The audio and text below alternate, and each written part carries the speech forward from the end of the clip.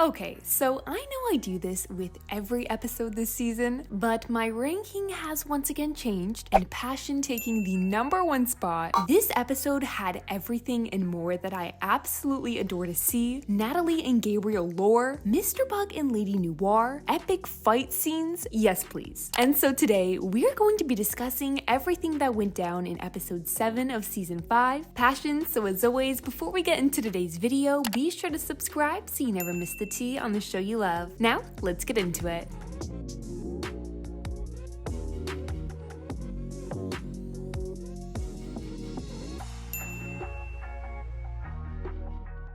As the episode begins with Marinette and Alia having a sleepover and discussing Marinette's new feelings towards Cat Noir, we too can also see Adrien absolutely fawning over Marinette. And as we see Marinette explain to Alia why it is having an interest in Cat Noir would be great, she goes to mention all of his qualities that have always been there, and that's when Alia points out to her that now that Adrien is interested in her, she's looked for a completely new interest herself, all because when she thinks back to Adrien, she thinks of the consequence that came with that. It's actually crazy to think that what once was Ladrien being the ship in which the two were able to meet with the same feelings for one another has completely Uno reversed, with now Mary Shat sliding in and taking that role. As Adrien heads to the kitchen for breakfast and also in hopes to ask Gabriel for some advice on what he should do about his feelings for this new girl, we can see Nathalie rush in a panic as she goes to say, "Adrien, don't force yourself for your father," when Gabriel assures her that they're having pancakes together. I don't blame Nathalie one bit for reacting that way, because when does Gabriel actually do the bare minimum of acting like a father?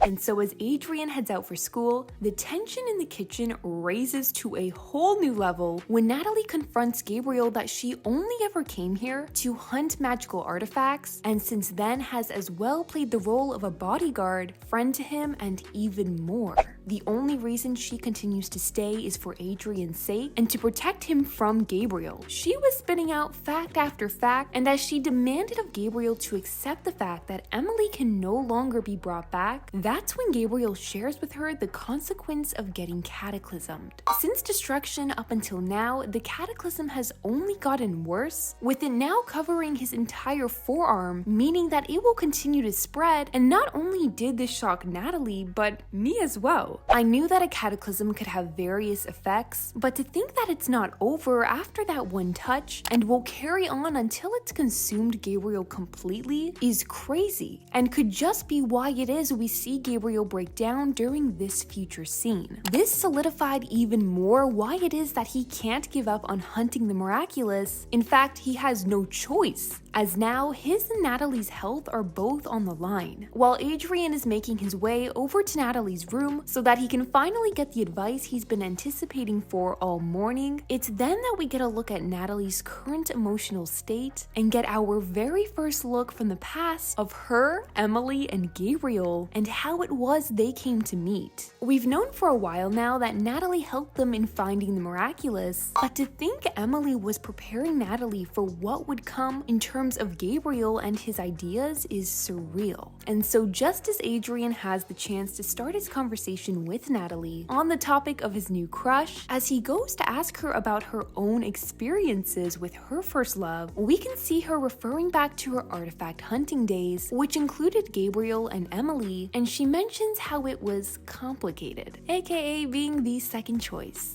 However, as she suddenly gets a cough, poor Adrien is already so worried and jumping to the idea that what happened to his mother might just happen to her, and it was and is something I continue to feel so bad about when it comes to Adrien. It's after that moment that we see Nathalie confront Gabriel again, and this time assuring him that she must keep her promise of finding the miraculous and that they'll need to try everything. And I can't help but think about a theory I'd brought up last season about one of the ways in which Emily family could be brought back, which was by following a ritual Tutankhamun I did in order to bring his wife back by offering the sun god a new wife. Natalie already offered Gabriel a simpler plan at the very beginning of this season, yet he completely discarded it by letting his greeds for power get in the way. So if they're really willing to do anything, this certainly won't be out of the question as a possible plan. So as Adrian arrives to school still very concerned for Natalie, after bumping into Marinette, we can see her comforting him, and just as he's about to confess to her, Marinette, once again realizing where the topic of the conversation is going, bolts out, and with Plagg trying his best to convince Adrian's feelings to look another way, we can later see him meet up with Tiki, where she assures him not to worry, as when Marinette's in love, she gets nowhere. I mean facts, but I'm hopeful it'll be otherwise this season, and that we'll get to see another Mary Shat balcony meetup where they really get to express themselves to one another and yada yada. With Natalie now transforming into Safari and specifically stating every detail in which this akumatization will require, from choice of power and miraculous used, she gets straight to work and summons up an illusion of Time Tagger in order to lure in her prey so that she'd be able to get a perfect scan of them, making it so that she'd never miss her target while using the power the Be Miraculous grants, and ultimately once hit, immobilize them. With Ladybug distracted as she is about the thought of spending time with Cat Noir, after getting hit, it'd be up to Cat Noir to make an escape, and the next minute of this episode just had me in awe. From the flip, tossing Catch over and under the bus, and the perspective we get whilst following Cat Noir was just incredible. Chef kiss. As Cat Noir detransforms and assumes all hope is lost due to earlier on using his cataclysm, it actually had been the perfect move because while Safari's venom was after Cat Noir, they wouldn't want a thing to do with Adrian, which was why we'd see Adrian and Marinette swap Miraculouses in this episode so that Natalie would no longer have a scan of them and be able to track them down. However, as Adrian goes to explain the details to Marinette, he does bring up a thought about what the two Miraculouses could grant after remembering Natalie and her current condition, when Marinette reminds him that it doesn't work in the way he thinks. For every person healed or thing repaired, there would be a major consequence. And so with Safari now being the hunted, we can continue to see just how much it is Lady Noir has taken a liking to Mr. Bug, as she goes to compliment him multiple times throughout their fight against Safari while saying things such as, his new suit makes his eyes stand out, and to Safari,